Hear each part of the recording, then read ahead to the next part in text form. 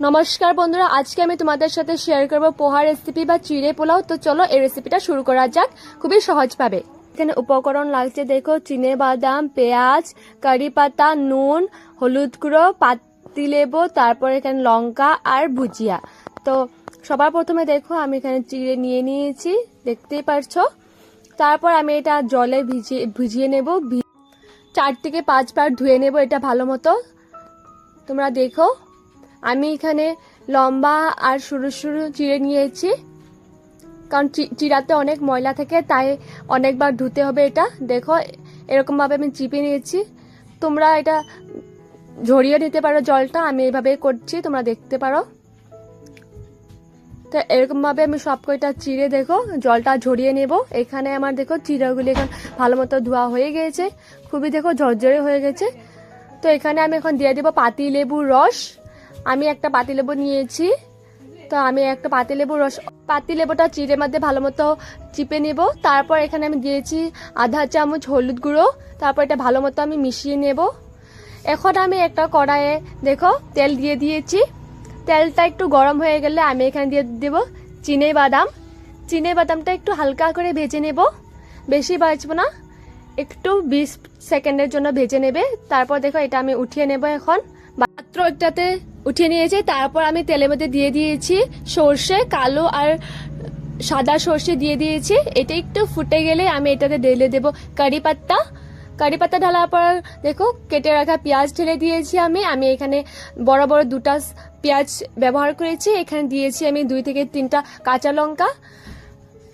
তারপর এটা আমি ভালো মতো মিশিয়ে নেব, সব কয়টা নাড়াচাড়া করে মিশিয়ে নেব। দেখতেই পাচ্ছ এটা ভালো মতো মিশাতে হবে তোমাদের। এটা একটু হতে দেব, যখন পেঁয়াজগুলি গোল্ডেন কালার হয়ে যাব তখন এটা হয়ে যাবে। দেখতে পাচ্ছ আবারও একটু নাড়িয়ে চাড়িয়ে নিচ্ছি আমি এটা।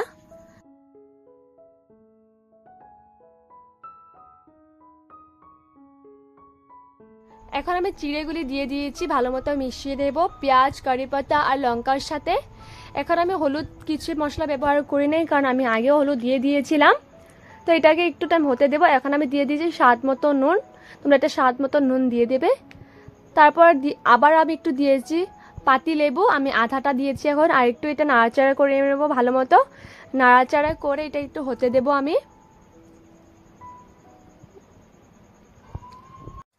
তো এটা অনেকটা হয়ে গেছে। এখন আমি ভেজে রাখা চিনে বাদামগুলিও ঢেলে দিয়েছি এর মধ্যে।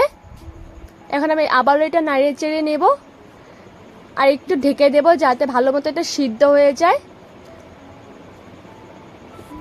এটা দেখো ঢাকনাটা খুলে দিয়েছি, খুবই ভালো লাগছে, গন্ধটাও খুবই, কারি পাতার স্যান্ডটাও খুবই ভালো আসছে। আর একটু নাড়িয়ে চেড়ে তোমাদেরকে দেখাচ্ছি, দেখো কি ঝরঝরে হয়েছে।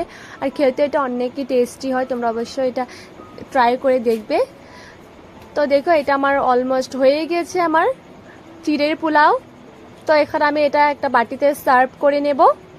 তো দেখো আমি বাটিতে সার্ভ করে নিয়েছি ভালো মতো। আর এটাতে আমি দিয়ে দিচ্ছি উপর দিয়ে ভুজিয়া আর চিনে বাদাম, আর এটা ভালো মতো মিক্স করে নেব এখন। তারপর দিয়েছি একটু পাতিলেবু আর একটা কাঁচা লঙ্কা। এরকমভাবে এটা খেয়ে দেখবে, বানিয়ে খুবই টেস্টি হয়। আর তোমাদের এই পোহা বা চিড়ের পোলাও রেসিপিটা কেমন লেগেছে অবশ্যই জানিও। আর ঘরে এভাবে পোহা বা চিড়ের পোলাও অবশ্যই বানিয়ে খেয়ে দেখো, খুবই টেস্টি আর খুবই ইজি হয় আর হেলদি হয়। তো থ্যাংক ইউ ফর ওয়াচিং, আর আমার চ্যানেলটা সাবস্ক্রাইব করতে ভুলবে না। থ্যাংক